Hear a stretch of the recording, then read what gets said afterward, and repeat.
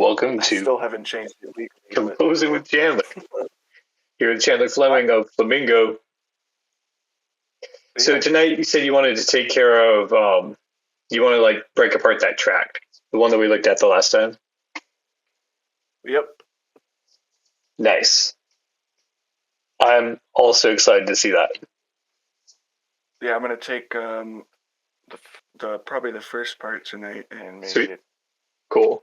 Yeah, that was going to be my big question for you because each part is so rich. And like at first, I didn't believe you. I mean, like I did. I knew that what you meant by that there was extra songs in there. But then the more that I listened to it, I was like, oh yeah, that's you created like a mashup of like a presentation of songs. Yeah. But yeah, I really want to hear what each of them has in full because we can absolutely use. I'll take like different ideas, different parts out of each one so that they're coherent. But yeah, they'll be like separate tracks. The ambient one, that one might become more than one, but we'll see what happens. It's really cool what you did with it because Jack had listened to it and he was like, hey, have you? Well, I was like talking about the tracks you've done. He's like, oh, have you heard the sounds of like the planets? There was like a CD that NASA put out in the 90s that's like the frequencies of the planets. Have you heard this? No. But it's that's exactly what it sounds like. It's like the sound that you did, that megahertz sound, where you joke about opening the love chakra. Yeah, that's what the sound of the vibration in space is from all the different planets. So it's cool that you were able to recreate that. I mean, you didn't obviously have it as a source, but yeah, it was able that you created that. You actually just reminded me of a plugin that I should be using. Should I start streaming yet, or? Oh yeah, whenever you're ready, it's cool. I just gave the intro to let you know that the show is live. Yeah. Oh, it's still on one. Sweet. Nope. There we go. About that. But yeah, thank you for getting together, man. I've been really excited to hang out with you and also make music. More importantly, hang out with you because for me, this is one of the things that's happened with this project more than anything else. Is I'm like, oh yeah, it's super fun to get together with friends and be creative. Yeah, exactly. So you can see my screen right now, right? Yeah. This is a plugin that I've used in projects before. I gotta re-download it. But interesting. Essentially, it actually uses frequencies from the moon to make a delay sort of thing. So that's super cool. That's what I was getting.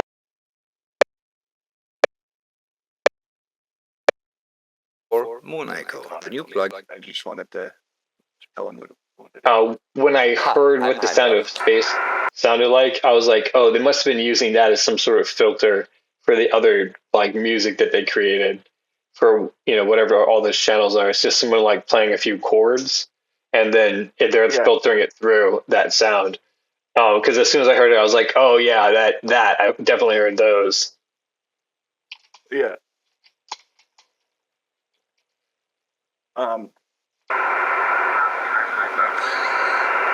And it's good to have you back. They went all the way to the moon. What you just heard is a true space echo. My voice was sent to the moon using a big radio dish. Then the same dish received the signal again, and it came back all changed from the moon.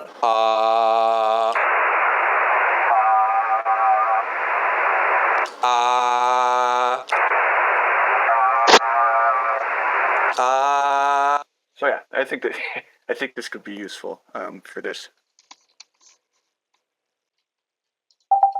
I'm sorry, I'm having a keep myself on mute because I'm watching the college baseball finals. Well, welcome to the show, Logan Gifford. Apologize for my mic not working. That's all good. Like I said, I didn't hear anybody, so I'm just gonna stay quiet. Welcome. Anyway, good to see you.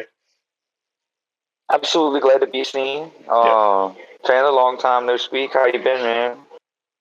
Oh, not too bad. Busy. Yeah, I feel you. Days like that these days. Busy is better than bored, in my opinion.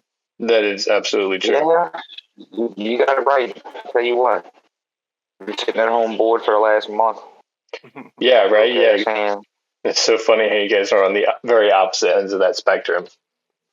Right, yeah, like too busy to breathe, and now it's like I have all this time, but like I'm physically incapacitated. Right. Yeah.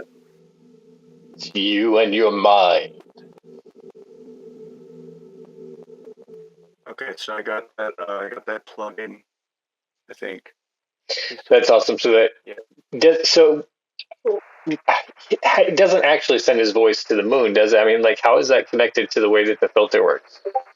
Well, so they used the moon to actually like create I think something that simulates they used that sound and mixed it with their delay plugin, I think. Oh, gotcha. Like the way the time it takes to bounce and then the distortion it creates in the journey back. Yeah, exactly. And That's so, like, that's all interesting. real effects that were from the moon, but obviously it's not sending it now. Right. That it was kind of right as the presentation started that all my sound cut out. So. Oh, where is this? I was to lose it. Girl. Here. So we were talking the other night about how you said, I think this is a direct quote, but you can update it and correct it as necessary. But you said that most of the reason that people remember characters and the way they feel about them is because of the music. Yes, I would say probably not most, but estimate like 45%, 40% nil. Yeah, it's like it definitely like makes the moment very memorable because it puts it in like a animistic sort of place in our brain. Yeah, you definitely remember sounds. I don't know. It really depends. Like if it's a generic sort of like two chords. I know a lot of like lower budget movies, they recycle a lot of soundtrack type of stuff. Right. Which is why like you won't remember a whole bunch, but I just mean for the most memorable things like Lord of the Rings or Star Wars or any of those holy trilogies, No, not the holy trilogy. Like, when you even mention the name, like the theme song will come through your head. You know what I mean? Yeah, exactly. Epic, because they were using it throughout the entire movie. They like made you like keep listening to the same song like in a bunch of different ways for the 2 hours they had you captivated. Right. Yeah. And interestingly enough, you probably didn't even notice it. No, you don't notice it unless you go back and look for it.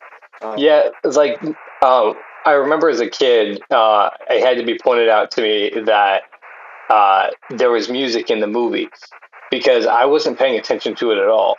But like obviously it had sunk so low into my mind that it was just manipulating my emotions and I was feeling what they wanted me to feel. And then it's only after that I listened and I was like, holy crap, there's been music in the movies this whole time. You know, like Yeah. I was a dumb kid, and as it turned out, I turned out to be a dumb adult. So not much changed except for the length of my limbs, you know. Oh, and excess of body hair, which is perfectly natural, I'm told. You can't forget that. For anyone who's listening who might be confused about that. What are we in here? Sorry, I'm over here yelling at the TV. Oh, is that exactly what you're doing in the background? Sometimes you gotta wonder. Yeah, like I'm trying to watch the game and I'm trying to also listen to y'all's conversations and like be courteous and not like fight off. I'll be like, I'm glad to know that's what's going on in the background. That's a very, very funny backdrop. There is this so in the book Infinite Jest, which is apparently the author is very problematic, kind of a douchebag, and you shouldn't like hold him in high praise. He's dead now, but his book is super funny for anyone who's interested in a very long meandering read. But one of the things that he cracks this joke about, now it's in the 90s, so he has like some idea that this could happen, but he's talking about in the future, or in this future society, they realized that they could have video chats, and video chats were very spectacular. Everyone was really excited about it. They jumped on the trend, and everybody was doing it for a while. But they realized with video chats that it made themselves look, kind of dull and like pale, and they pointed out all their blemishes. And so they decided to, get the lighting better, to wear more makeup, and to make sure that on these video calls they looked the very best that they absolutely could in all the circumstances, with all the time. But then there's little problems that came up because, it's hard to do, especially if it's a spur of the moment like video call. You have to plan for these things, and so it adds a lot of stress to it. And so one of the solutions they came up with was that they were going to make latex masks that fit over your face, that looked exactly like you, and was a perfect, it molded to your face so that it could move and you could speak. And then you're always looking good all the time on the camera. Second choice they came up with is that some people just bought an avatar that they just mimics their movements and speech, and they just let the avatar be perfect for them. Eventually, there was a whole collapse of this entire market when people just realized what they wanted to do instead of everything is just turn their cameras off. Because back in the days when they were just on a telephone, you could do anything you wanted to in the background, and it wouldn't be a big deal. It doesn't disrupt the conversation.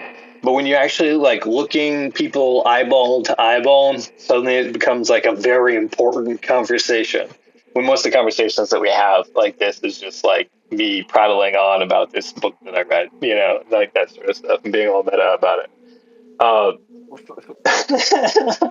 So anyway, so he wrote it in the 90s, and here we are in 2025. He's long dead. Like, he was thinking these thoughts, late 80s, early 90s, as he's putting this book together. And so it's interesting that he kind of predicted like the future of how technology was going to go, the rise and the fall of it, in how we behave, right? Because we're all like avatars, and we're like, dude, show me what you got. Let's play some music. Sounds good.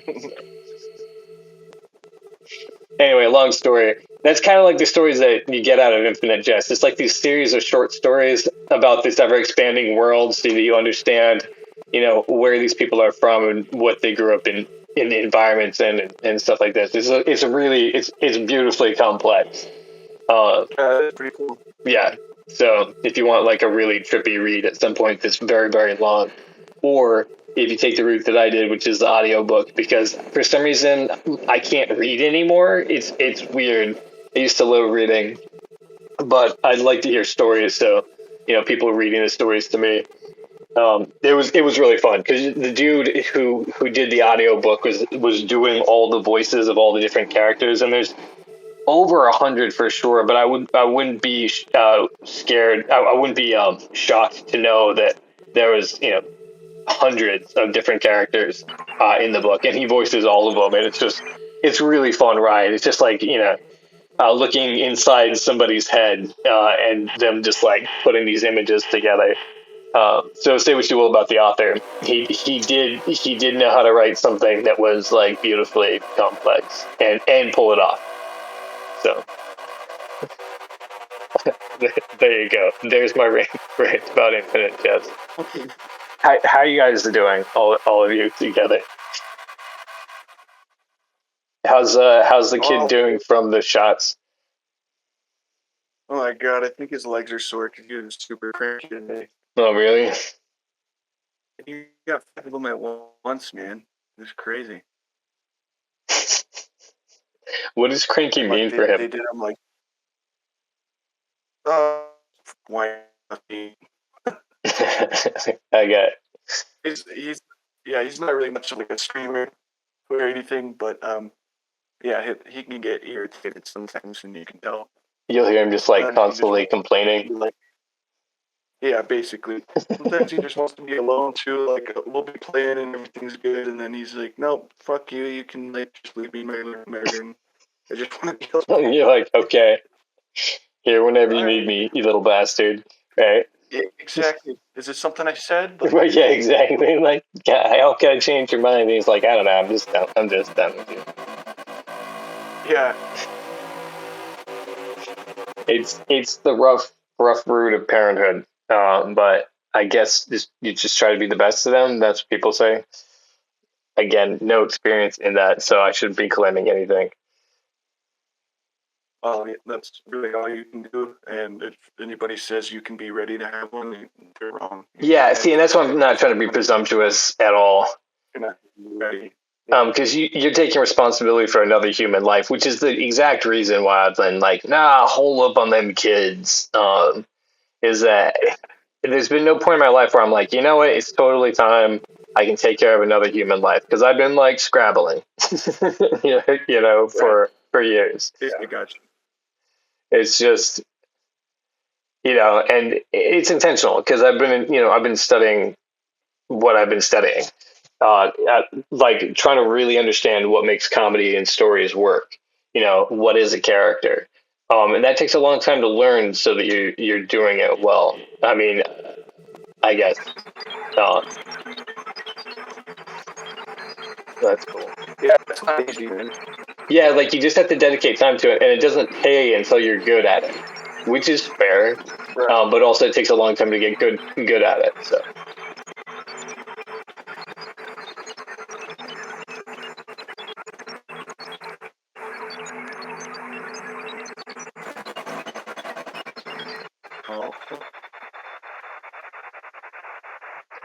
So this is the part that I really am enjoying about this podcast, is that we get to see what things you're messing with. It's just a really cool, it's one thing that Logan also I know appreciates. That's someone who's like how to make music, or like what sounds to get out of these tools. Seeing what you're messing with, and since it can be played back as a video, it can be paused. And they don't have to necessarily just listen to us chatter about that, because they can see, what you're doing.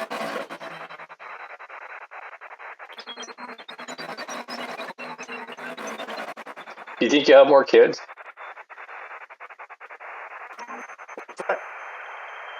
I mean, obviously you can't have your kids by yourself, but like, if you met the right person. I don't think so. You think one's good for you? Yeah, I wasn't even planning on one, honestly, but it happens. Right. Well, yeah, true. Right. I like when I was growing up, I was fully convinced I would never have kids. I didn't want to That's interesting. Yeah. Yeah. Shit changes. Yeah. What are you gonna do? Not have a kid after you have one? Right. That's the only. You're like, no. You know what? I've decided to give you up for adoption. No, Dad. Why? I'm sorry. That is. Yeah, you're just too much. It's just too much. So I don't understand when you abandon your. Yeah, exactly. I know you have to worry about this in the future, but not for me. No, that's why, like, I do. I mean, like, you had a kid, you weren't planning to have a kid, but you stepped up and you're the one taking care of the kid because you want what's best for them. Yeah. So, like, because you didn't have to. A lot of people don't. So. It would have been real easy to not, sure. Right, yeah, exactly. Like, I mean, it's an extra burden you've had to take on it. I understand from our conversation that you've been trying to make it work, which again is like props. trying to take care of you. Oh, yeah. You hear that right there? Yeah.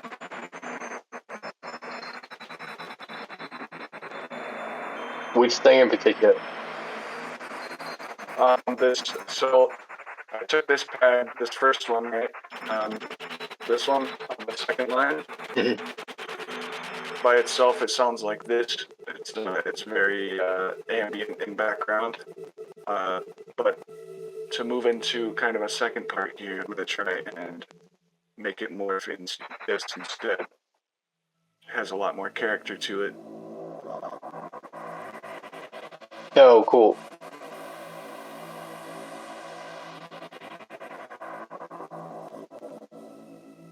And that gives it more, what's what I'm looking for, pitch.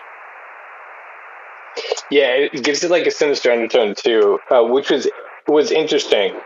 I put some of your new music into one of the cuts of the pitch of the show, just the first 40 seconds or so. And Logan was like, "Oh, hey, now that sounds like we're going a really mysterious angle," and it was just because like this like tone, like the tone of space that was there, you know. Yeah. Yeah, it was. It definitely like it gives it something more. I think it's an important part to start with, and that's mainly just for making like electronic music. Yeah. But it applies for a lot, even classical music and stuff. Listen to a lot of classical music, and you'll notice that they pretty much hold to a specific note or scale or tone. And if you have that established, then that's like, if you're building a house, that's your building blocks right there, I guess. So Right. start small. Yeah, well, yeah, exactly, because that's what making music is, right? You let your audience know without over telling them, but like you introduce the sound that you want to discuss, to use like an English word on it, like a literary word on it, and then you dissect it in little pieces in all these different various ways, only to put it back together again. That it's the same sound that you heard at the beginning. Yeah. Right? Yep. And I only say that because that's what I've seen you do with this one. Is you took the Cox and Space theme and you've done that, then also you stitched back together, so it's still the Cox and Space theme, which is really, really cool. It's actually the same thing that you're supposed to do in story theory. And probably with painting, if you were able to ask Jack, I'm sure he would tell you the same thing. Like you should be introducing one singular idea, which you dissect and then put back together.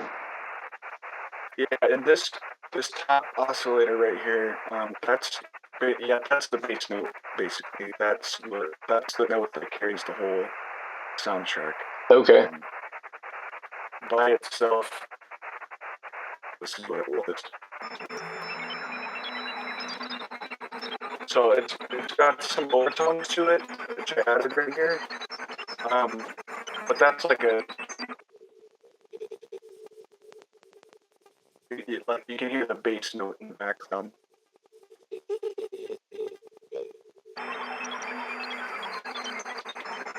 Oh yeah, okay, cool. Yeah, it wasn't coming through super clear, but I hear it now. It's just that wong. So it's holding the note, right? And then everything's playing off that note. Is that what you're saying?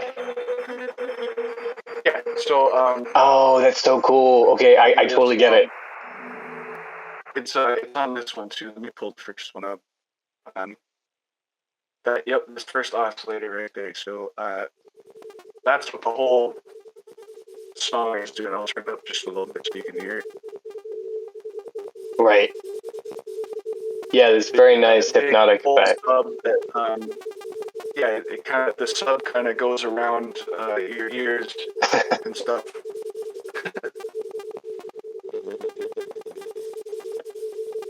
And then I like the overtones, because by itself that shape looks like this. It's just time wave. But if you add those overtones, you could see like that high pitched kind of eerie sound.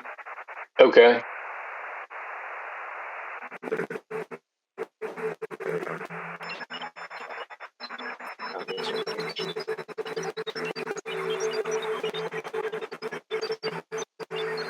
That's what you're doing. That's so cool. Okay.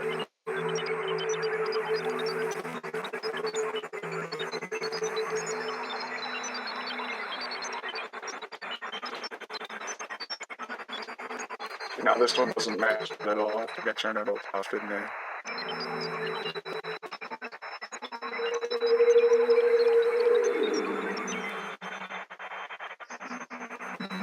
Did you just like wail ghost sound? Yeah. Theoretically, you could do a little. Let me duplicate it so I don't fuck it up too bad. Good plan. Spoken like a person who's fucked things up kind of bad sometimes. You'd be like, oh, how did I get it? I gotta get it. I can't get it back. Yep. Yeah. Make the perfect sound, and then I'm like, oh, I could change this, and then it's over. It's done. Gone Lost forever. it. Yeah. So if we were, I think later on in the song that could be a cool little alien sound. I might just do it with the sine wave, but we'll try it this way.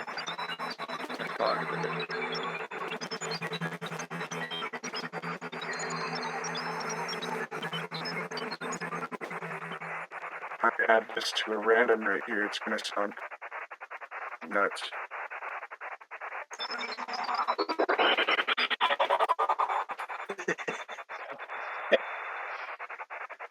Yeah, it sounds like a rogue radio wave. Yeah, I think that I can use that.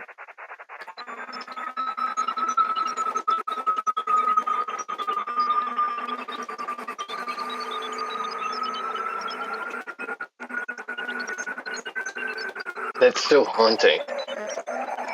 Yeah.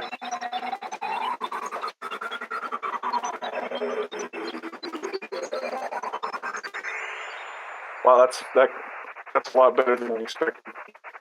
Yeah, it's really, really interesting. So, and it had like that 70s sci-fi sound, like the flying saucers of the 70s sound. I was thinking that it's like a vintage sci-fi sort of vibe. I like that. Yeah, that's one of the angles that Jack's been pursuing, although it's also kind of retro-futuristic. Because, we're having him take a kind of different spin on it. Yeah, I'm obsessed with retrofuturism. I love that stuff.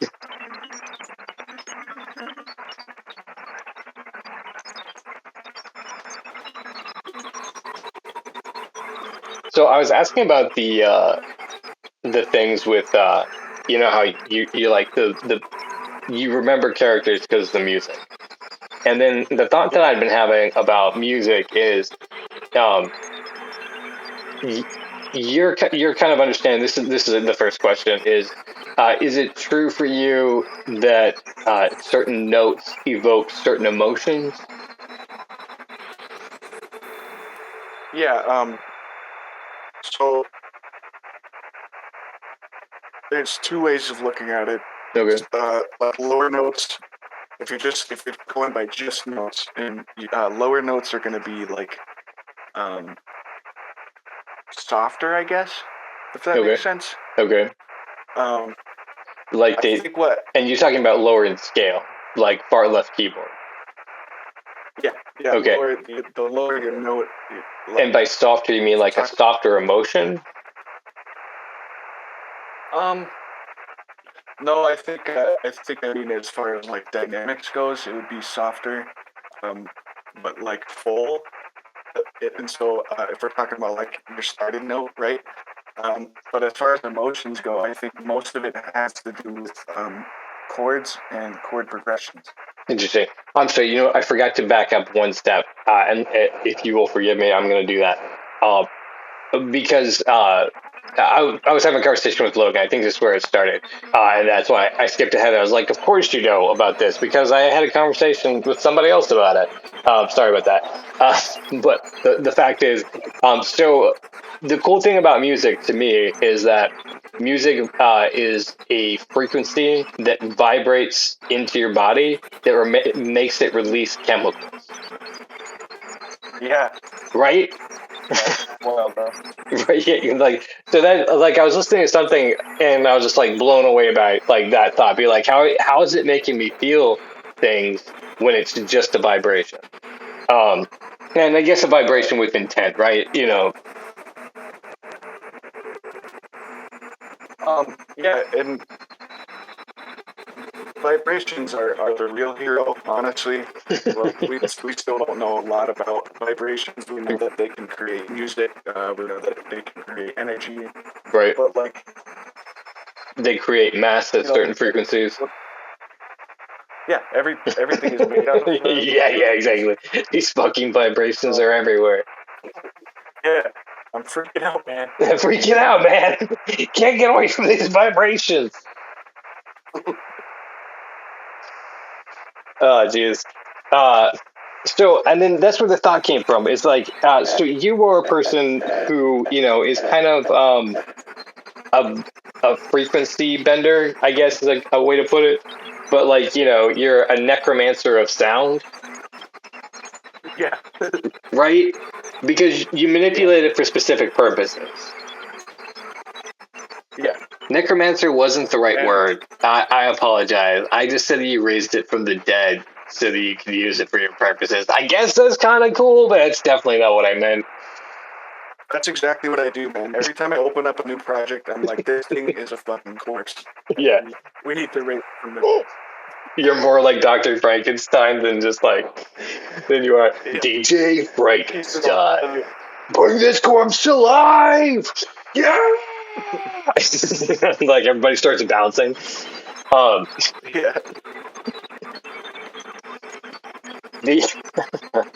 I'm sorry, that image.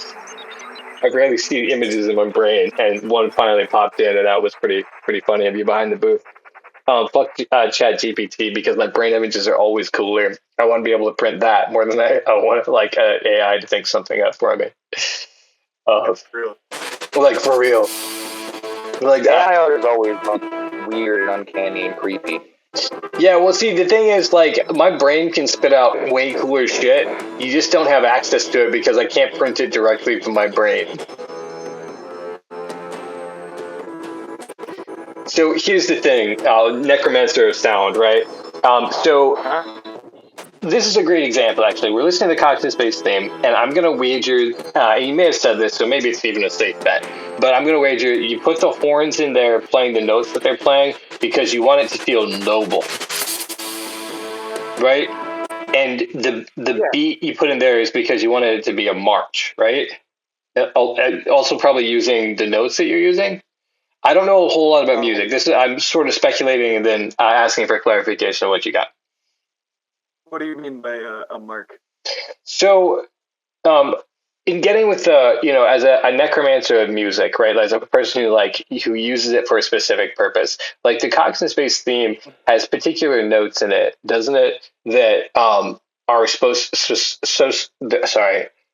to invoke an emotion in the listener. Yes, absolutely. Right. I tried to shoot for an epic song, but something that's kind of slow burn as well. If that makes sense. Yeah. Okay. Gotcha. The word I would use is stirring. Is what? Stirring. Hearing? Like a ham? No. Oh, stirring. Stirring. Okay, yeah. Like a steady rise to power, or like something that is about to come to boil. Yeah, like when you So when I envision it, it's like if you're watching a dialogue scene with the Cox, and then you start hearing the soundtrack, which is like the scale that it's in, the notes, like you said, they're meant to portray a sense of epicness, but the way that it's implemented is also supposed to be like you get that feeling in your gut like something's coming, Right. Okay, cool. Yeah, exactly. You just were hitting on exactly the question I was asking about. Yeah, cool. Thank you for understanding that, because I know through it from like 3 different ways, and 2 of them were definitely way awkward to even try to think about. But yeah, like you're like these are the notes, these are the styles that you use to like stir feelings up in people, right? That's you want them to like feel empowered. That's kind of I'm elaborating more, but so in that So the skill of learning music is really a skill of manipulation.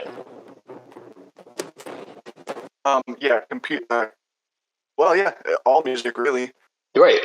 Because you say, you say, a generous 45% of music, but we both understand that music adds the emotion to whatever you're saying. That's why it's used all the time, right? It's used in advertisement. It's used in movies.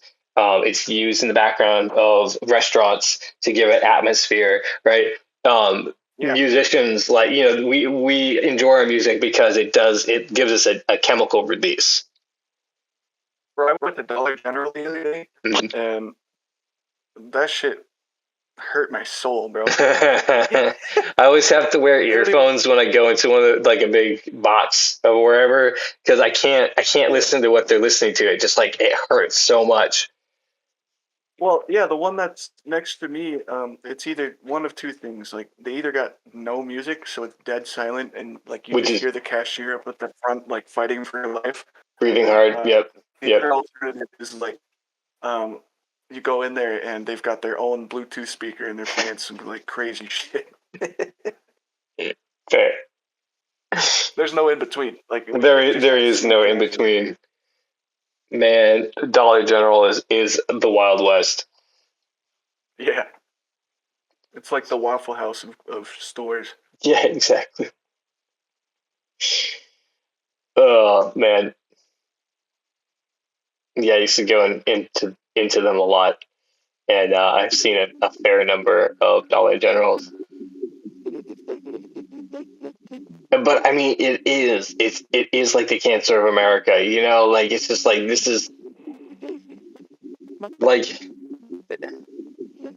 they shrink portion sizes specifically for Dollar General, but then charge almost the exact same price. And so it's just where we are as a culture that we've created Dollar Generals. Hey Logan, you want to fun philosophize instead of me weirdly sadly philosophizing about the downfall of American society? About Dollar General? Or anything. Oh god, there's so much to be said. Well, yeah, I know. I mean, where do we start? I would like to know. Where does you stand on the Dollar General? Dollar General specifically? Yeah. I mean, what does the Dollar General mean to you? Let's start with that one.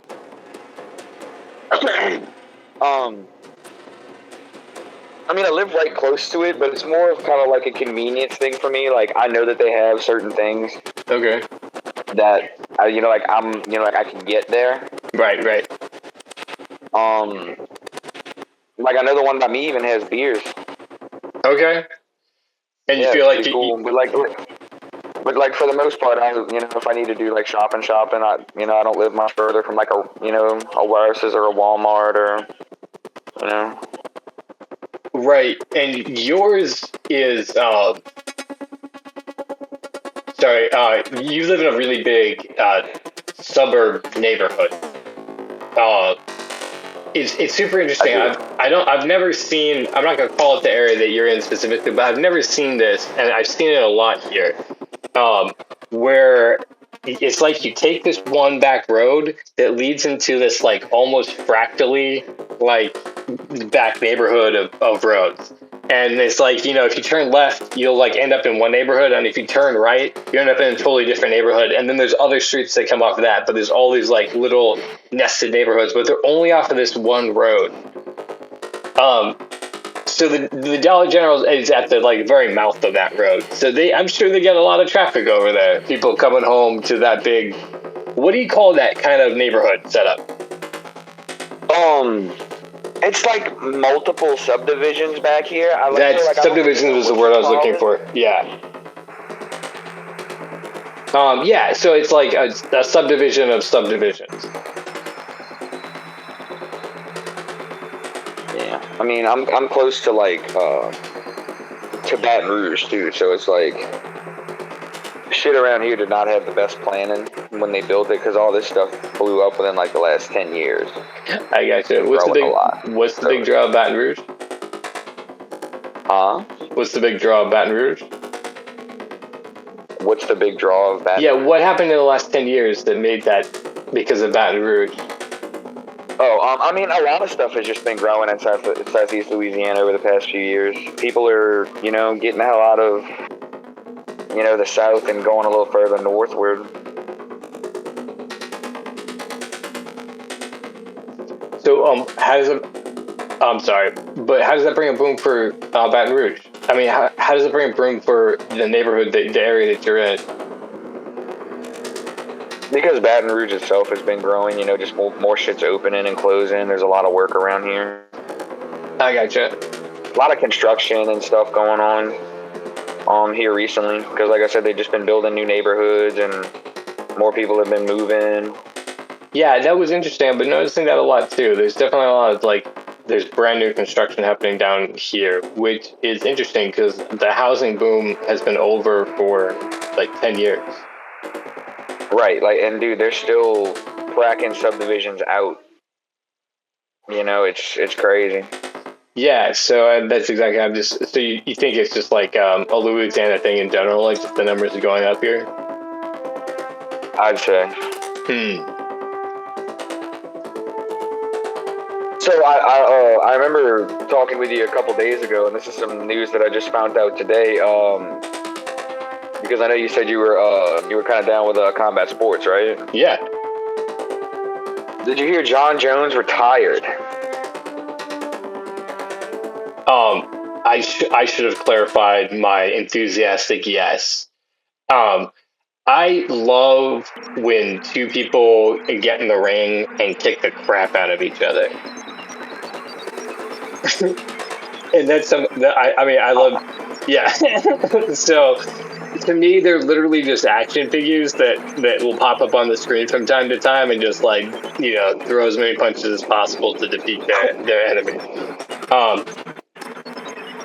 37, July 19th. I think I've seen this dude, but I couldn't be sure. How many titles did he win? That's the big controversy right now behind his retirement. 7-1. Holy shit, he had a wingspan. Oh yeah, a lot of people fight all the time, but never. Oh, you know what? I back in there and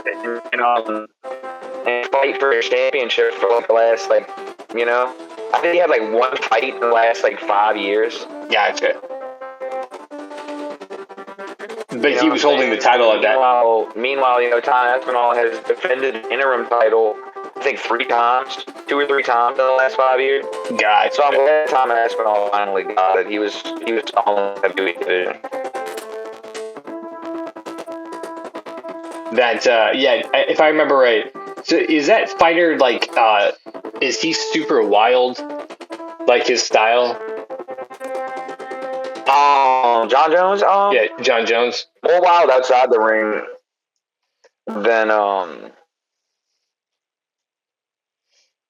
it's that's another part of his John Jones is the greatest fighter of all time. Meanwhile, he's been involved in a lot of scandals with he's had multiple run-ins with cops. I think he threatened someone who came to his house and wanted to take a blood test from him or something. Was it a paternity test or a drug test or a warrant? Drug test. Oh, gotcha. Okay. Was it for work? Yeah. Something that he knew? Oh, okay, gotcha. Little pump. I don't know if it was before a fight or something like that, but he ended up threatening him. And that was another thing that the cops got involved with, and like I said, USADA got involved with. Yeah, see, this is the stuff I have no idea about them outside the ring. They just, throw down. He's just more excited about the throwdown. Yeah, I'm pretty sure, it seems, but you said he hasn't fought in the last 3 years. Yeah, like three.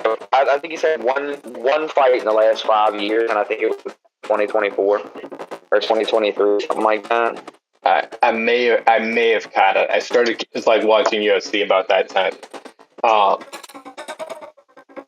and yeah, like catching it as often as possible. Yeah, just because of that reason, like just the desire to win, and only one person can win. Now, there's been some cheap shot fights where they just like play for the points, and that's what it is. But you really want to see a fight like somebody definitively wins that thing, and I appreciate that UFC does that. At least they try to do that. Right. I mean, sorry, not UFC as like the corporate entity, but the fighters who are in it. They try to bring that fight. Like the really good ones, they want to make sure that they win and win good. Right. So that's one of those things that, like, yeah, that's what gets me pumped about that sport. Dude, I like hockey for the same reason. Like, hockey is just a really fun sport because they're fighting each other. The puck is like a secondary thing. I do feel like any contact sport should have an exception like that, where it's like, you're like, all right, if you guys want to throw hands for a few seconds, that's fine. Y'all are both going to get out of the field to play for like the next 10 minutes. After this. Yeah, exactly. Well, it's also not just the straight up fighting, but like, football is fun, but it always seems like you're too far away from it. The hockey puts you like right up next to where all the slamming is at. Yeah.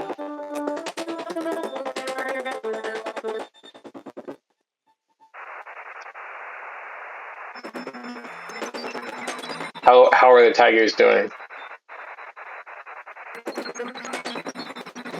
They won game 1. Oh, nice. Are they playing another game tonight? Next game's tomorrow. Okay. If we win tomorrow, we'll sweep them in the finals. Nice. It's a 3-game series. So if we win tomorrow, we win. That's cool, man.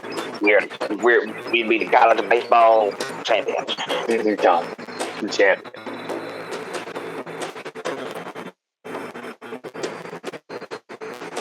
So, Chandler, do you feel like music is a form of social manipulation? Absolutely, in some aspects. Okay, so it wasn't even a shock to know or anything like that. You're like, yeah. No, advertisement is the biggest one, in my opinion. But then you've got questionable music that it's like, for a fact it's what do they call it? An industry baby or whatever. Okay. And I'm a firm believer that there are powers that be that decide to use really bad music to influence younger generation in a certain way, and I think it's meant to like. It sounds like conspiracy theories or something. But genuinely, it's meant to break down, their will and stuff like that. Well, it's not a conspiracy when what you're saying is it sure seems that the people who create the music are all controlling the channels of which we get the music, and therefore it's possible for them to control who they want to be in the spotlight and what message they want to be promoting. That's not a conspiracy because you actually see it happening. I think it's not all even in the music. It's like you said, it's the channels they use. I'm a big believer that streaming services are pretty fucked and are a big reason for all of this. Because the average person, it's like, okay, so do I want to pay for every song I want to listen to on iTunes or every album or whatever, like a normal person, or do I want to pay only $9 a month or something and be able to listen to any kind of music ever? But in doing so, you're also being streamlined to certain types of music. And this is something I noticed with the music I make with Spotify, because Spotify only gives you like the very streamlined stream type music, if that makes sense. Like if you look for something, it's not really going to give you. And I'm hoping that they keep it that way, and their AI doesn't corrupt that, because it would have a strong tendency to be able to do that. Yeah, I personally think that musicians need to start boycotting companies like that and just like if you right. Your company, you can do it with trash artists that sell out to you, but I think people need to start protecting their art more. As far as streaming services go, I just wish that there was an easier way to sell physical media. Yeah, exactly. And it's like you could sell USB sticks, but like not everybody has a computer. You can sell CDs, but not everybody's got a CD player. Right. And other than that, it's like you could download it from this store, but it's a lot harder to get people to go to a specific store to buy your music, you know? It's, you totally, by pushing everything towards services that they controlled, it was a wonderfully nasty play for them. And that's exactly what I'm talking about. Like that. It's not a conspiracy when you look around and be like, damn, where are all the CD stores? Where's all the physical media? Right? Oh, it's all controlled by the people who have the IP. Like, piracy can't exist if you can't get it from anyone but us, you know? Yeah.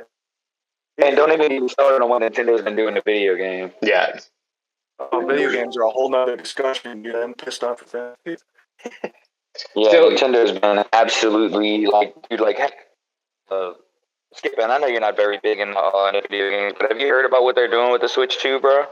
well, that's funny that you ask me if I'm big in video games, because actually, if I have a customization choice, I always pick the largest size character that I can, because I think it's funny to make people try to accommodate for that. Because I'm big in video games. Not even a single guy. Cosmo's not here to crack him, so I gotta be the one, man. It falls on me. See, this is why we keep him around, is because I don't make jokes very good, and he's the joke guy. No, that was good. I like You're like, it wasn't bad. I didn't laugh, but it wasn't bad. So I'm sorry. So what is Nintendo doing with video games? So the Switch has just, as far as what I've heard, like, back with the Switch 1, like, if you tried to mod it at all, they would just tell you, like, okay, you know, well, like, you can't get onto the store anymore and buy new games. What? Now, when you buy a Switch 2, they don't even let you put like the game card things for, like, you remember how they used to have a system for Switch 1 where you could insert an external storage into like a game card mock, and it would read the SD card, and you could have all your games on the Switch and never have to actually physically switch them. Oh, cool. Okay. They said now, if you even try to use one of those, it completely kills your Nintendo Switch. No. Who said that, first of all? You get locked out of it. Is there a video of it happening you've seen? I believe so. Like, it's been reported. Okay. We're just in a weird era of, where news comes from is important. I mean, it's always been the case, but sometimes it's been our aunts and uncles, and that's what we had to rely on for, generations. And now we're in the, hearsay actually, changes lives. But yeah, okay. I'll look into that. That's interesting. But the only reason I brought that up was just to kind of go along with the how they're controlling the, just like kind of like just like the myth of ownership that we're kind of in these days, where it's like, okay, even though I bought this product and it's mine, and I still can't do what I want with it without Nintendo just bricking my entire system and saying, no, yeah, sorry, we detected weird voltage from your system. So, yeah. Which is also, I mean, that doesn't just, you could be like, okay, that's an entertainment problem, but it's not, because it's actually, your Tesla does the same thing. There's a subscription service to have it stay on. Right. That's what it is. It's like, and now too, it's like when you buy physical copies of Switch games, all it does is it's essentially just a game key where you just go, like you put the card in your Switch and then it lets you go and download it from the store. Wow. Oh man. Yeah, so you're paying more money for essentially just a physical game key. Which, guess what? That sucks for people who don't have internet because they go out and try to buy a physical game, realize they have to download it and be like, oh. Yeah, big qualm with modern gaming is how dependent on the internet it is. You know what I mean? Like, having a console that's cut off from everything else is just kind of where you want to be sometimes. That's just me. I'm majorly introverted. Yeah, I just miss physical media, man. Like, I still have a PlayStation and stuff. Like, PS2, I guess I should clarify. But I still have like OG video games that I've had since like 2002, 2003, and before that, When I got back into consoles, I started with PS2 because it's so fun. Just classic. Wait, what? When I got back into consoles, I started with PS2 because it's fun and just so classic. The PS2 was. I feel like Xbox is ultimately going to win the console wars. No, really? Well, they're saying now too, like they released. Not only are they going to have a handheld coming out with the next Xbox, but apparently too, Xbox is gonna allow Steam on the newest version of the new Xbox that's coming out. Oh shit! They're gonna have Steam on it. They're cheating the console wars by making a PC. Essentially, yeah, that's exactly what they said they were gonna do. Is like it's a PC. Wow. Like it's like it's the power and reliability of a PC with the ease and convenience of a console. Damn, dude. Yeah, they might just win. I wish I Who would have thought Microsoft would be winning the console wars of 2026 or whatever the 2020s? Yeah, I mean, like what I'm saying too is like they're finally going to definitively win it, because they're already talking about a PlayStation 6. You haven't even had any real, actual, original exclusives for the PlayStation 5. They just remastered a bunch of shit. Yeah, it's true. It is pretty. I'll give you that. But like, there has been no real. No, it's been out for a while, like 3 years, 4 years. Yeah, and like I said, all they've done is just like remaster like Last of Us. And they put out some sequels. War again. Yeah, but there's no there's nothing that really defines the PS5. Mm-hmm. I mean, and that's fair. I'm not a big fan of the Xbox systems. It's just it started out a long time ago, and I've never really gotten used to them. But that is what it is.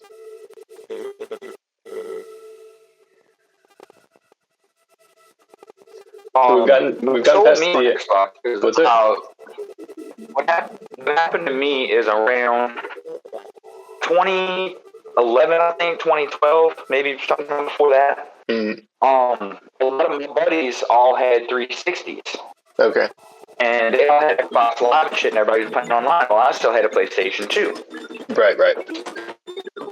And I was thinking, like, man, should I get a PlayStation 3 or an Xbox? So I went into, like, a Best Buy or something like that, and I was talking to people about, what different systems can do. Ultimately, do you know what sold me? What was that?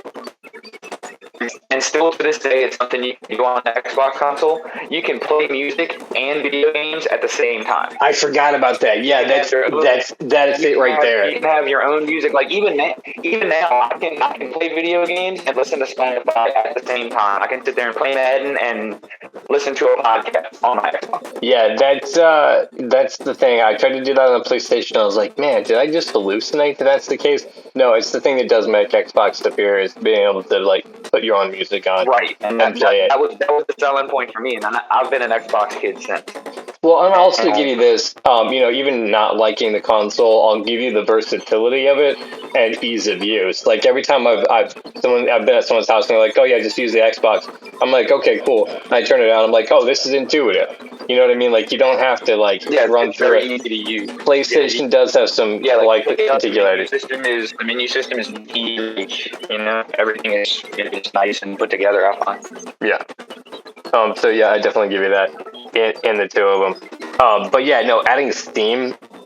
Now, is that a claim or is that something that they're like they've committed to? Like, is it rumored that they're gonna have Steam? I think they mentioned it at E3. Okay, all right, that's kind of an official place. Although, and then too, they're like I said, they're releasing a new handheld console too. It's gonna be a competitor for Steam Deck and Switch. Yeah, that's what I had heard, and just the idea of having a Steam Deck is such a cool idea. That you can play video games like that as well, and all your video games. They're gonna force Steam to like drop a console, dude. Right? Yeah, exactly. Yeah, that's essentially. If they're merging them, then it becomes like a console. It's gonna become X PlayStation. Oh, which means you can put all the mods on that you want and still have a controller. Mm-hmm. See, and then too, I was gonna say, oh shit, what was I gonna say? Yeah, well, because too, like when you said they're gonna force Steam to drop a console, if they're partnering with Steam already, I'd imagine that this would almost be a second iteration of Steam Deck that's in partnership with Microsoft. Yeah, exactly. That's what I was thinking as well. I'm hoping at least they're working that way.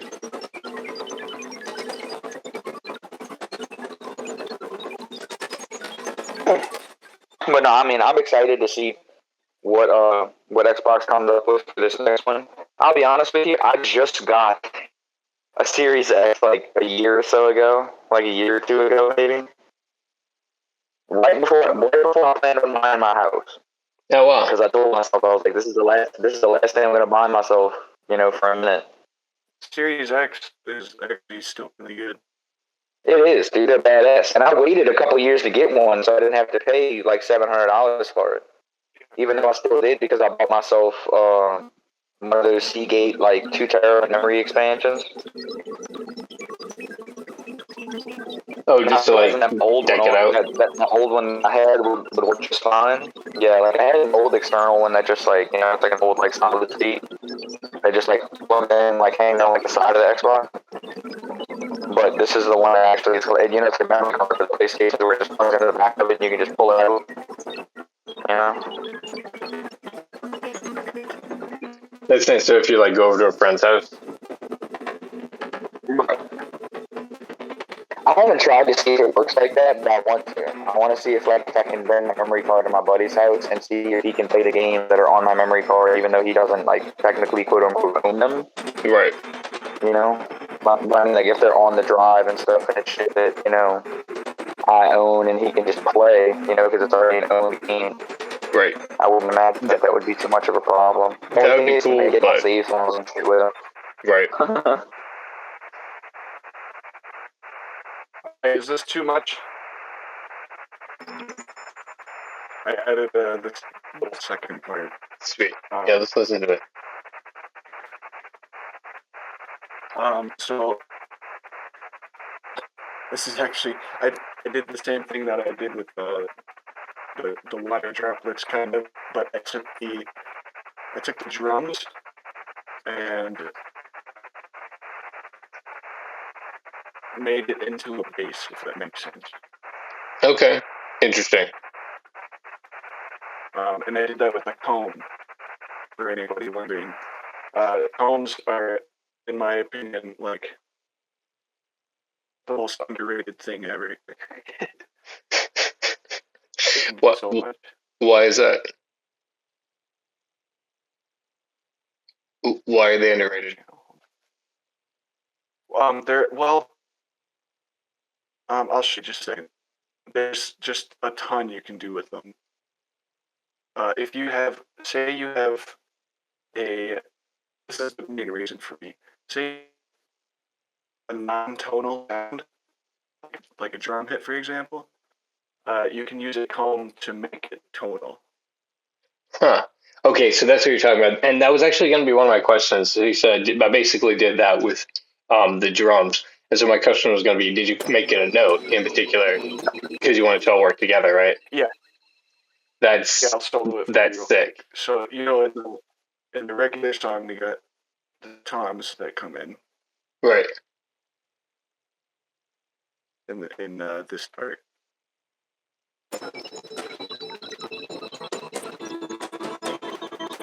And that's still gonna be like the start of the next song. Okay.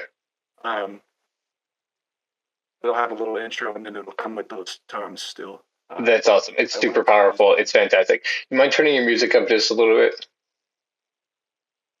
Am I able to hear? Oh yeah. All right.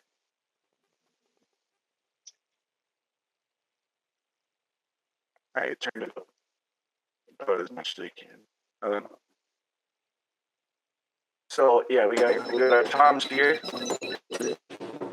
By itself, it's just this. I added a audio chopper to it, which basically just makes it 16th notes instead of whatever the rhythm is doing. And it's got like some reverb and stuff on there. Over here, the reverb is down.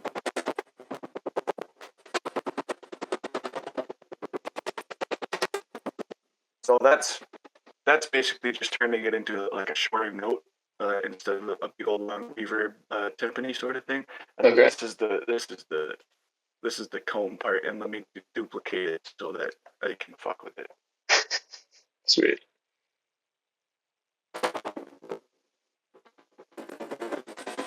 So you add that comb. Now, just to make sure Now I'm hearing you say this correctly, when you say comb, you mean like for your hair? Yeah, comb. Okay. Yeah. And so like I made this one into a bass note, but really like can I delete my automation? I think that there it is.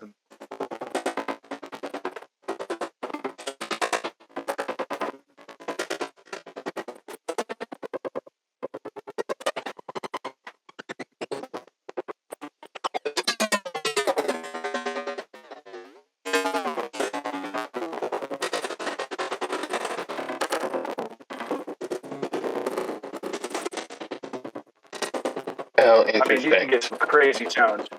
Yeah, I see. From a comb. That's real fun. Yeah, and and you're controlling the pitch and it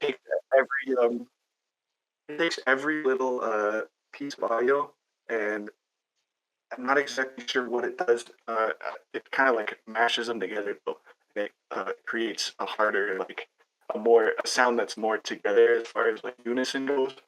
So, and that's why it makes a note sound instead of your normal sound. So then after the comb, I added this little thing that makes it very quiet. This is just a high pitch to add a little, to turn it up, you can hear it. But it's just way back there in the background. It's one of those subliminal noises that you don't really hear unless you listen for it. So all together, when it comes in, it'll be like this.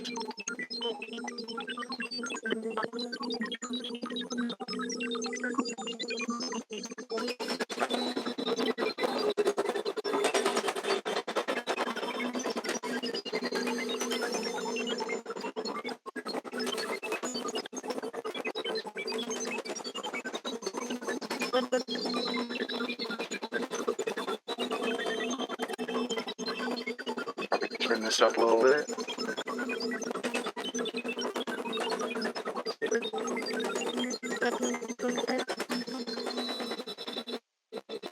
That's so fun, man.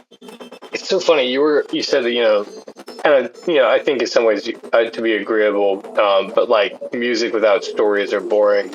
But in a lot of ways, I disagree. I mean, stories can you can read them in a book and you fill in all the details in your head, and that's super fun.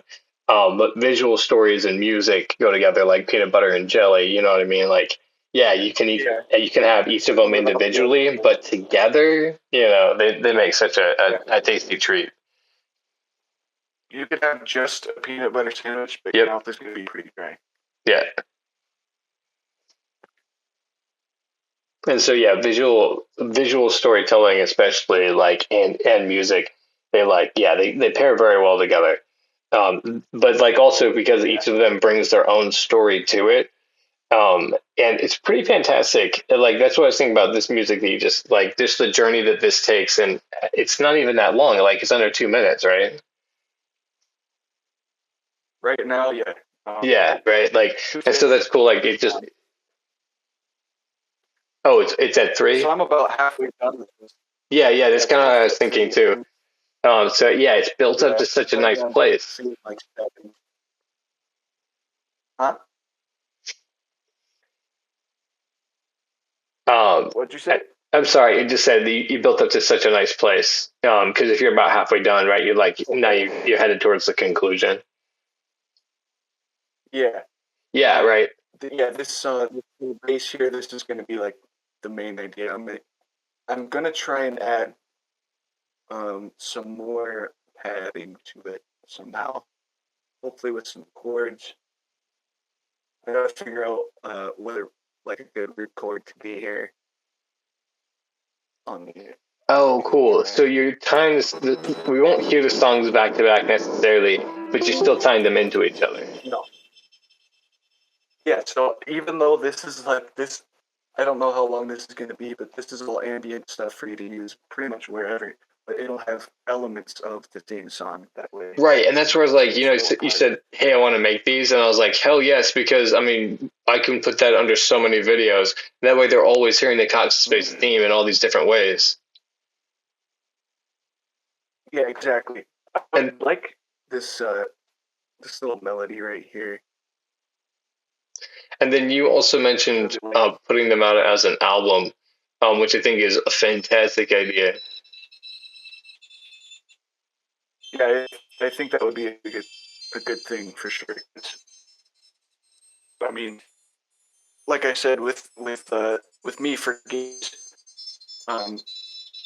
sometimes I'll just download the soundtrack because it's really good. And as I'm listening to the soundtrack, I'll remember different places in the game and different experiences that I had. Yeah, exactly. Yeah, I was making these guys listen to Katamari Damacy the other night because I just wanted to. There was an earworm that got released that needed to be cleansed, and so like, sometimes you hear a song and you're like, oh no, that's gonna haunt me. I don't know why I brought that cursed object back up from my brain because now it's starting again in my head. But I just wanted to listen to the soundtrack of Katamari Damacy because I knew it would put me in a particular place in the game, that like I'm living that experience again. Yeah, totally get it. Soundtracks are everything, that people want to experience, being on the Pecker, they can listen to the soundtrack of the Cox Space. Yeah, the spaceship sounds and everything.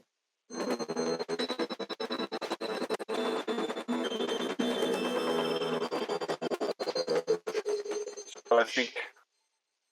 Yeah, we get to say some things like, in case you want to see what it's like to be on the Pecker, and not mean anything by it at all. No, nothing. Like, I mean, I'm talking about the ship and the music, and you can experience.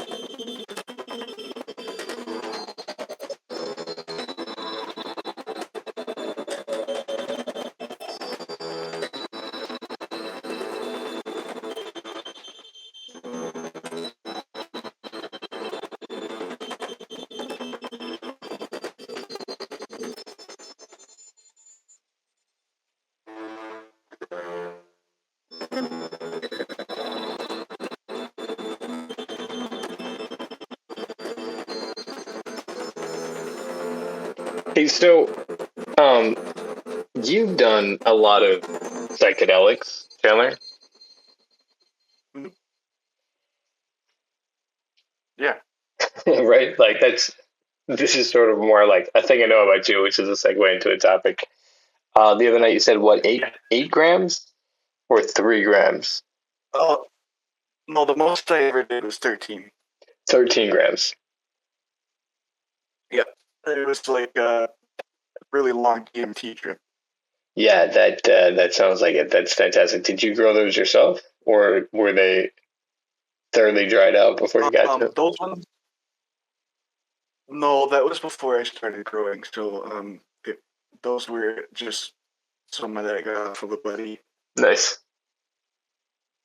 But they tasted like Doritos, man. Like I didn't mean to eat the whole bowl.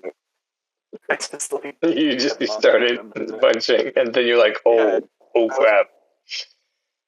Yeah, I was really walking home from work. I was like, I think I'm gonna take a couple mushrooms, and then I just like kept eating them for some reason. And I got home, and it was the whole bag was like basically gone. Oh jeez. Like, oh fuck.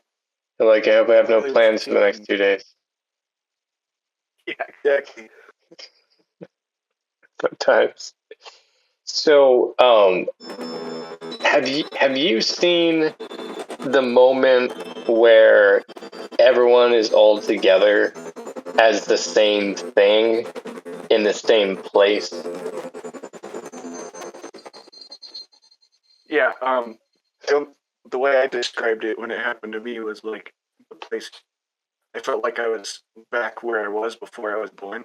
Yeah. That makes sense. Yeah. And that to me is fucking scary. Yeah. Which is why I've never done it. Which is why I've never done it again. Because you tell a normal person that, and they're like, "Bro, you were just wrecked," But Right. It's not like that. It's really not like. I don't know. It's like started with a trance sort of state, and then like it's astral projection. Right. That it seems like those two states is actually what we're doing. Yeah. Yeah, that's how I would describe the whole trip, was like involuntary astral projection. Well, that's exactly what I'm saying. Like, bye world, you know what I mean? You go. Yeah, I told my friend every like 20 minutes, because he was chilling on the couch, like making sure I was good and everything. And I was like, dude, if I'm not here for a while, I'm coming back, I promise. Bro. Yeah. It's and that's I felt like an actual frog when like it started kicking in. Like I felt like a frog. It was really weird. Like you could feel your clammy skin and like your throat swell up and stuff like that. Yeah, I actually felt like my physical self was a frog, dude. It was freaking weird. I was like, dude, I feel like, is my face normal right now? Like, I feel like a frog. I feel like a frog.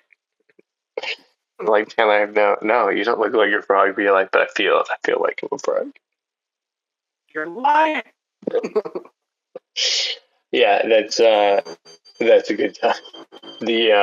So do you think? So you've seen that. That was going to be the question I wanted to know if you had seen that moment. It's fucking weird. Sometimes they'll just strike out of nowhere, and it's like, what do you even do with that, right? Like as a person who has to, go about, showering and taking care of a kid and making sure that there's food to eat. Yeah. Right. Yeah, exactly. You can't just walk up to somebody said that as a joke one time. I can't remember who, but they were like, you can't just walk up to your kid and be like, do you ever feel like you just can't do it anymore? Right. Right. You just can't do that. You gotta pretend like you're good. Like in some ways I would take the stance where you're at now more, that it's just, you shouldn't do psychedelics, because psychedelics does this thing where it takes the lid off of what is actually happening, and you realize that it's very strange. We're just an explosion of light that's cooling, down into a mass until we collapse back into a pool of light, and that's what our consciousness is, right? And exactly. so I don't The know way if I humans. oh, Sorry, I don't know if humans were go ahead. if we're intended to experience that.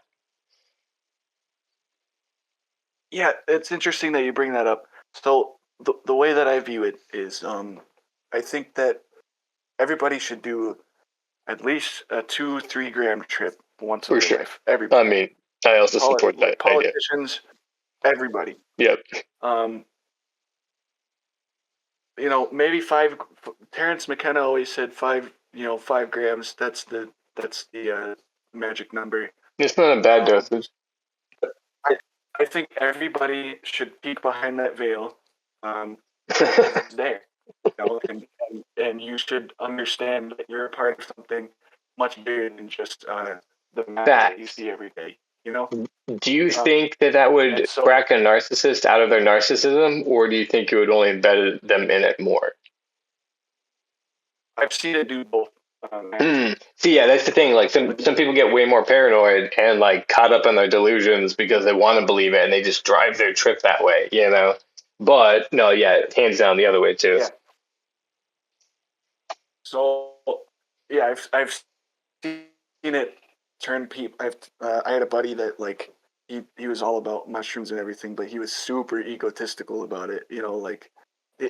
He let it make him feel like he was better than everybody else because he felt like he knew something that everybody else doesn't. You know what I mean? And it does give you that feeling. Yeah. Because technically, I mean, that's you're kind of right. Like you've experienced the joy that a lot of people won't experience, and so you want to tell people about it and everything. But a lot of people, don't. They take it to their head. They're like, oh, I saw God, so like you ain't shit. Right. Well, that's the religion trap, right? You can turn even a psychedelic trip into a religion, for sure. I'm pretty sure it's happened throughout the ages, which is why some religions happened. Is their leader tripped really hard and was trying to explain it for the rest of their lives. They didn't mean to. They ate some rotten barley, or it was like a mushroom that they thought was going to be good. And all of a sudden they're tripping balls and they're like, I saw God. I fucking saw God. And this is what he said, which is their thoughts, of course. Yeah, and that's the conversation that I had with my adopted parents too. Is like, don't you think some of these experiences that are like John the freaking Revelator in the Bible? Oh yeah, dude, that was like Revelations. Yeah, he's tripping hard. Yeah, he's tripping hard. If it's not from starvation, he might be sick, or something like that too. So yeah, it's not hard to see why. He's also a scholar, though, so you got to give that to him. But yeah, no, I mean, obviously, right? Yeah, there's some psychedelic experiences. Yeah, but that's where I'm at with all of it. Is as far as hardcore tripping goes, I think that you have to do it in the right setting with the right people. Hands down. And you have to do it with intent, right? Like, there's nothing wrong with tripping. It's very therapeutic, and they're studying it for like PTSD and everything like that. For sure. But that being said, one real quick segue. There's something to be said of like melting your face off in public spaces and just trying to like get along. I don't know why it's incredibly fun to do, but it is. And you just like, I'm trying to be an average normal citizen while like, the walls are breathing. It's just like, yeah, my buddies and I used to do that. We used to go walk out in the town when we were tripping. Yeah, exactly. And like, we felt so cool because we were able to do that without like being stupid, Right. Yeah, exactly. You kind of know where you are. You got to do what you do. But anyway, that being said, we've both done it, and we can tell you should be in a safe spot and like with good people because it can go bad also. Yep. It's all about intent. If you because you think it's going to be an escape, I can promise you it won't be an escape. But it will help you if you let it. Yeah, exactly. Yeah, I mean, you have to notice. You will notice on that trip what you're trying to escape from. That'll probably be the thing that like brings you a bad trip because you'll be so hyper focused on it. Like, I just got to escape from, and it'll just be this loop of that thing you have to try to escape from. Well, and other times it can give you an insight into like something you might not have thought about. out of salt before, like a totally different angle. Yeah, it'll give me all kinds of motivation that I didn't have before. It can. I think with anything, it can be a double-edged sword. But most of the time, from what I've heard, most people have a good time. The people that don't, typically they did something wrong. They took it at like a terrible time, right? Or they had bad friends around them that were like, "Oh yeah, look at my fingers, bro. You're tripping, aren't you, bro?" Like, right? Yeah, they could suck. Not having the right company for 6 hours. Yeah. So where I'm at on everything is it's kind of like the Matrix. Okay. Once you get the message, you hang up the phone. Oh, right. Okay, fair. But I'm still a huge believer in microdosing over tripping, honestly. Huge believer.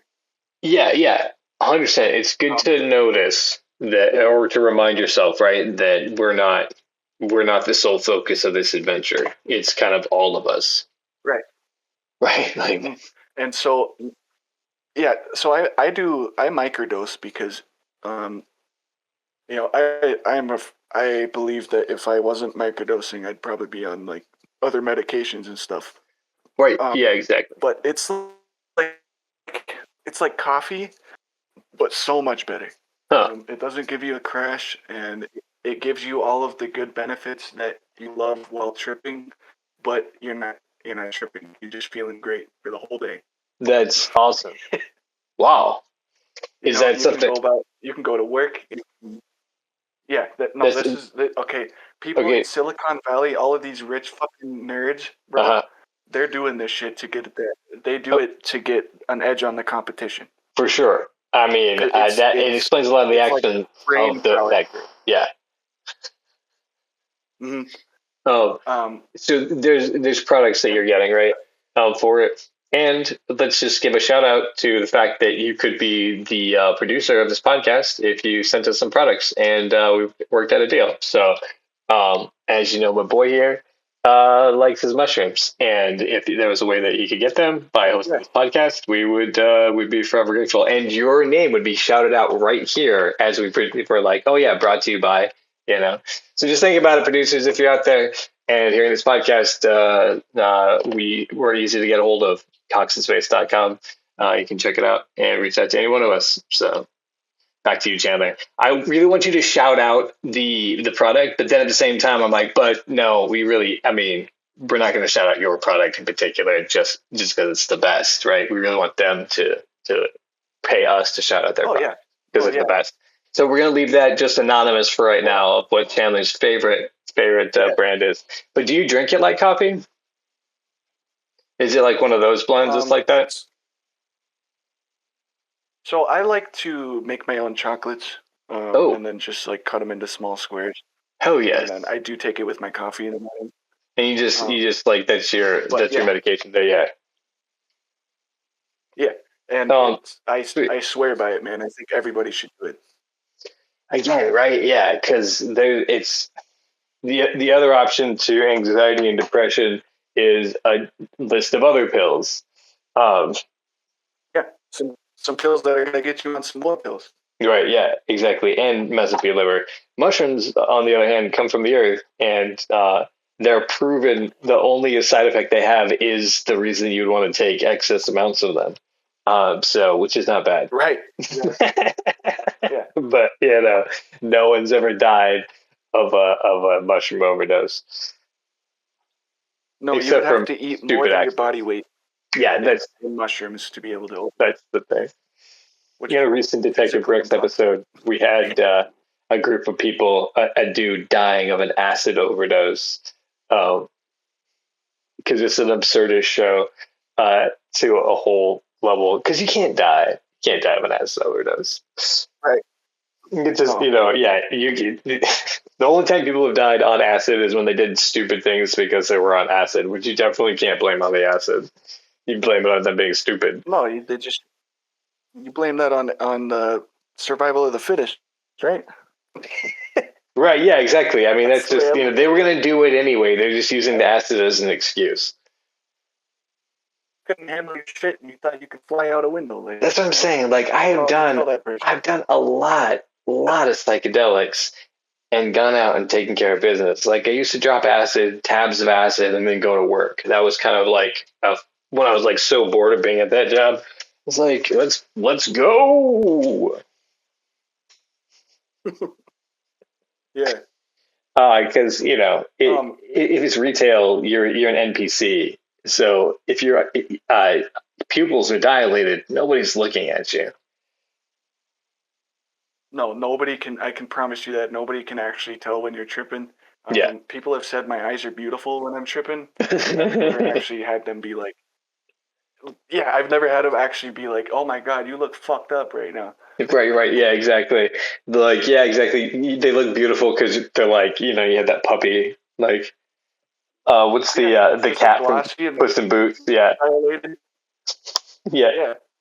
Exactly. Like, well, I've also had when I took them first at my adopted parents' house. My mom was like, "You look scared." I was like, "I'm not scared." I'm not scared. You're like, why are you sweating so much? So, you look. Yeah, she's like, you look scared. Are you okay? Oh man.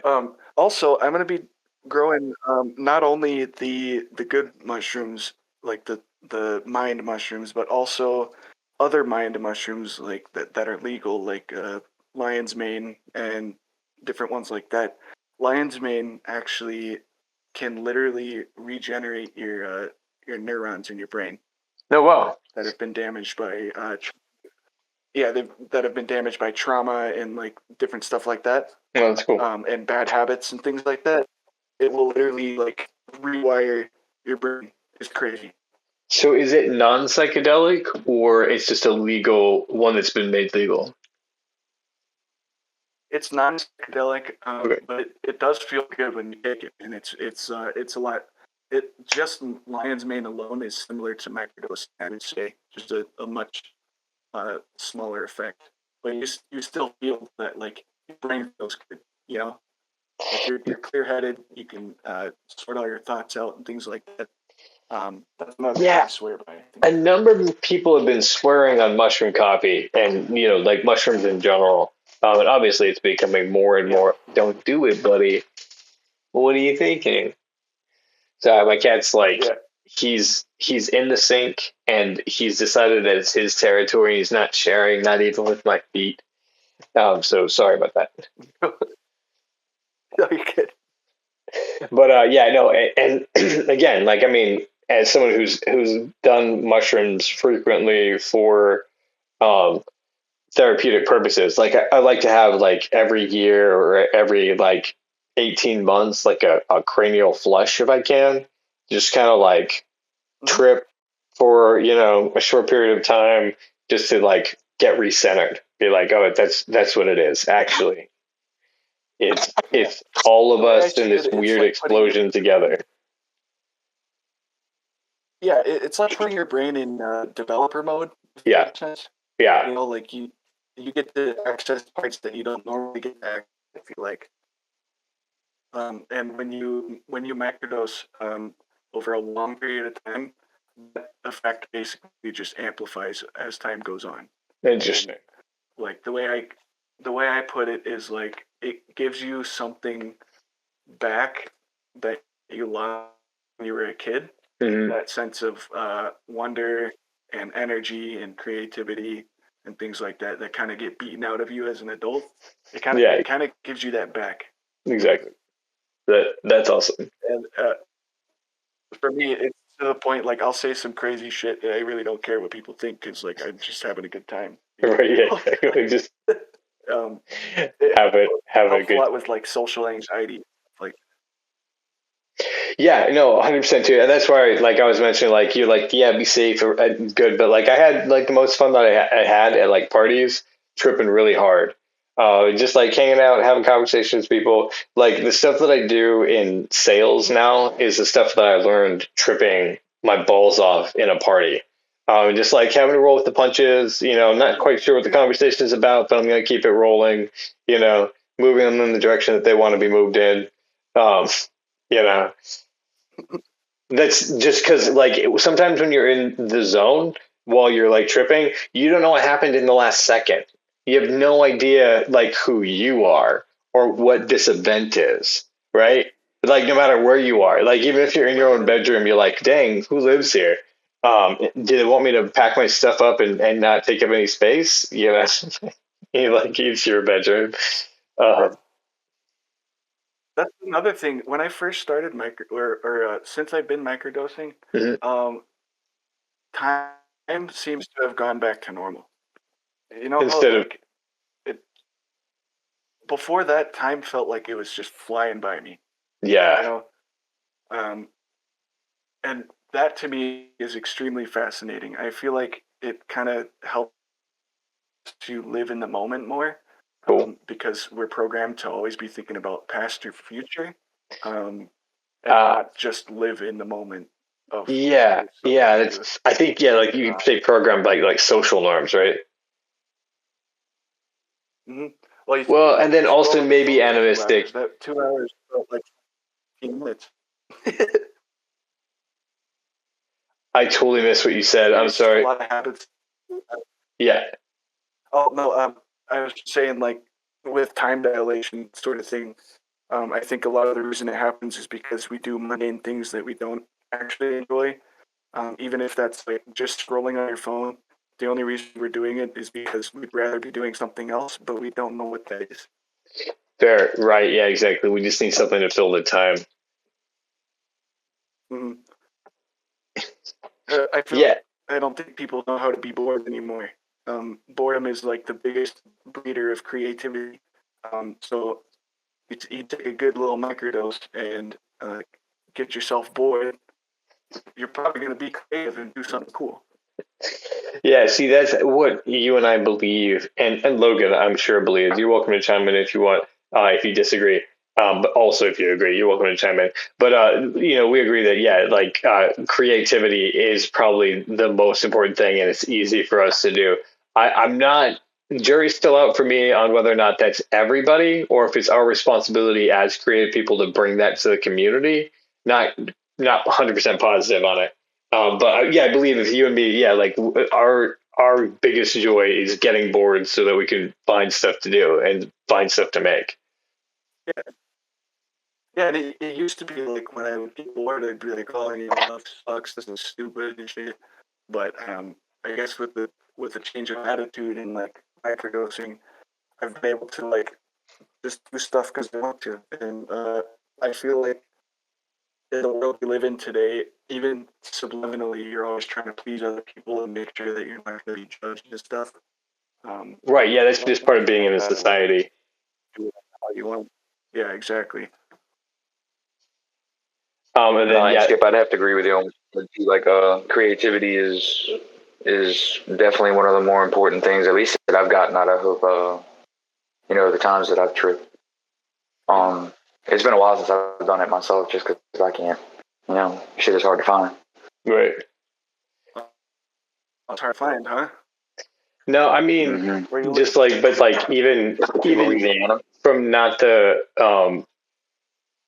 just from like a tripping psychedelic perspective, but just like when we get bored, we make stuff, and that's kind of our MO because we're creative people.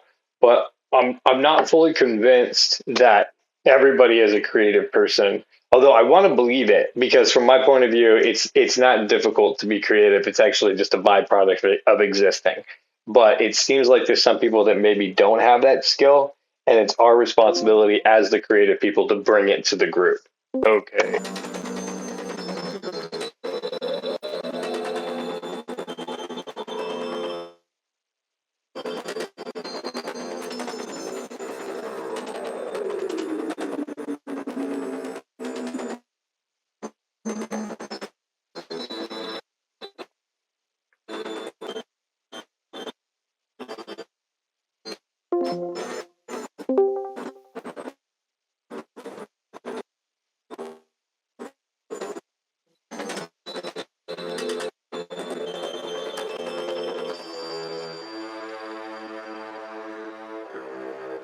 Oh yeah, y'all still there? Yeah, no, that's awesome. Listening to it. Yeah, I came in a little bit late, but I didn't want to to interrupt. skip. I heard him come in there for a second. Yeah, I'm having a rough time on the connection.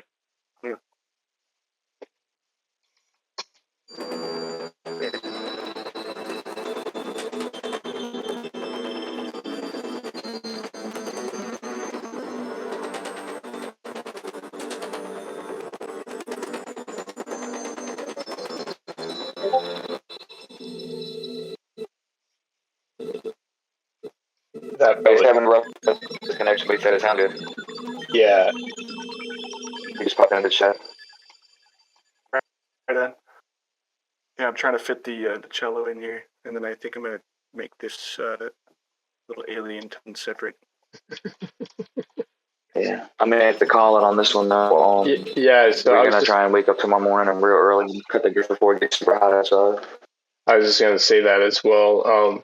We're coming right up on that 2 hours, and everything sounds awesome. Can you guys hear me? Yes. Yeah. Nice. Okay, cool. So final thoughts on what we've been working on and what our game plan is, or anything we've been talking about, really.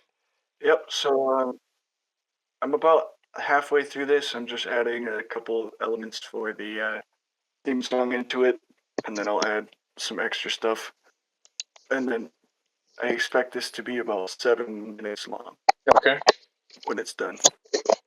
Gotcha. And that'll be like an ambient track you can use all over the place. That's awesome. Yeah, it has multiple uses to it because those videos are less than 2 minutes long, which means there's like 4 songs in there, or 4 videos in there, and then we can also use it in the show itself. Even this first 2 bars, like if you're doing a dialogue part, yeah, that's pretty much a spaceship sound right there, like an interior. So yeah, you can cut it up. You can use all kinds of different parts and stuff. Yeah, that's the editor part of my brain. Just thinking about just all the little pieces because it's great as a whole, and also that's why I'm like, yeah, we should definitely do a soundtrack. So you can hear the whole thing, but then also like using those little pieces to highlight those moments. You'll probably want to, once I've done that, take a look at it and then write a score that's more similar to that. I'm just guessing, but you're not obligated to do that. I think most likely, but we'll see. Which is cool because it's really just for me, like hearing what you can do and then putting in the place that I want it to. And then if you came in and was like, oh yeah, we'll do it like this, then I think we'll have a winning recipe. Yeah, you do it. I think this cello part that I put in here is going to lead pretty good up into the next part because it's the same thing, but it's a variation. So in this part, it's a lot simpler. Basically, just whole notes. Yeah, I think that's so cool. Like, it definitely sounds like it's going into that next song, but it's still part of the same song. Yeah, and then once it leads into the next one, this is right here is what it'll sound like. It'll be like the normal one. So it'll lead up into the more catchy part, basically. Yeah, that's so cool. I mean, it's a great atmospheric piece. So I'm not going to be able to get together next Saturday, but do you guys want to get together without me and continue on? Yeah, I can do that. I'll try to pop in. I don't think I'll be as busy this week with everything. So I'll pop in and stuff at different times. But we'll definitely do that if that's the thing. Oh, cool. Yeah. So yeah, let's. You guys good for Saturday? Chandler, can you do a screen recording from your computer? Does that make it lag or anything for you? What do you mean? Like, just record what I'm doing? Yeah. So that's what I've been doing, just capturing the stream of what we've got, and then we have so that people can watch your work. Is it? It's probably it's the good thing that I'm doing it is that that's all my computer's doing, but running the music software that you're running, it might overwhelm it. Is that true or no? I don't think it will. I think I can do it with OBS or even just a regular video recorder. I think it'll be all right. Okay.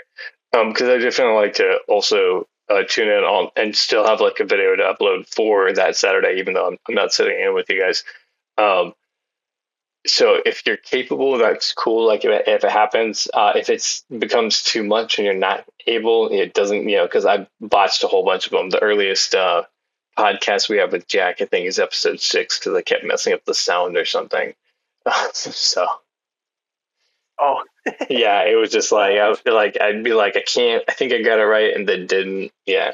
So anyway, we're not suffering from that. Where can I listen? Where can I listen to these things? So we're YouTube / @wigwags, WIGWAGS. Oh, it's just on the. Yeah, you can check out the podcast up there.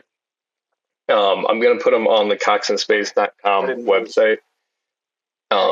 But you can also get there by. Maybe you're putting them on Spotify. There's a podcast feature on YouTube. It probably wouldn't be a bad idea to put them out on a service so that people can listen to them where podcasts are at.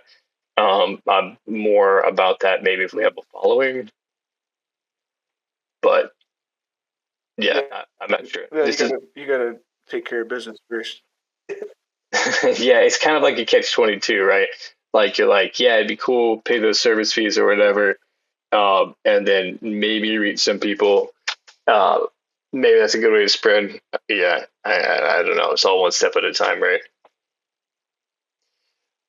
My goal ultimately is to make a product that's so cool that people can't stop talking about it, because everyone wants to talk about our cocks, So, and then that's the sort of thing we don't have to worry about. Cool, man. Yeah, somebody mentioned, I don't know, was I talking to you or maybe, I think I was talking to Cosbill, but like mentioning ants, like once ants find a little treat, the thing that they do more than anything else is run back to their little place where they hang out and tell all their friends about the treat that they found. And then they bring all their ant friends to where that treat's at to go get some. And that's the type of product that I'm trying to make, is that I want it to be the little treat that once they get a little bite of it, they're like, oh, holy shit, this is it, I got to tell somebody. Yeah. Right on. Yeah. So, right. And then we don't have to worry about where we're networking or what channel it's on or anything like that, because it's something that people actually want to see and want to see more of. Yeah. Yeah. I think that's the way to go about it. Yeah. For the meantime. So like, it's just, it's the one. And if we're making something that people do want to see, all it takes is one so that they tell their other people's. Anyway, thanks for meeting with us tonight, man. I'm sad that I'm going to miss you guys next week, but I know that you'll have fun and make some great music. I'll be listening to catch it if I can. And I'll be listening for it in the music, so I get to hear the rest of the song. So it's all, I'm super excited about it. Logan, any closing thoughts?